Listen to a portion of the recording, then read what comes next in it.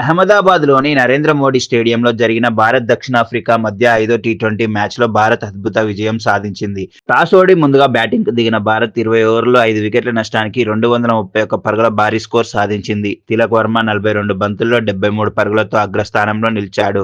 హార్దిక్ పాండ్యా 25 బంతుల్లో 63 పరుగులతో విధ్వంసర ఇన్నింగ్స్ ఆడాడు. ఈ ఇద్దరు 4 వికెట్‌కి 105 పరుగుల భాగస్వామ్యం నెలకొల్పి జట్టును బలపడేలా చేశారు. ఓపెనర్లు అభిషేక్ శర్మ 34 పరుగులు, సంజు శాంసన్ 37 పరుగులతో మంచి ఆరంభం అందించారు.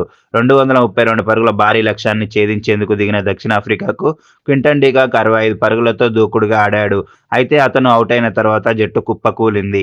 వరుణ్ చక్రవర్తి 4 వికెట్లతో అద్భుత బౌలింగ్ చేసి కీలక బ్రేక్ త్రూ ఇచ్చాడు. జస్ప్రీత్ బుమ్రా, హర్షదీప్ సింగ్ కూడా ముఖ్యమైన వికెట్లు తీసి ఒత్తిడిని పెంచారు. చివరకు దక్షిణాఫ్రికా 20 ఓవర్లలో 8 వికెట్లు కోల్పోయి 201 పరుగులకు పరిమితమైంది.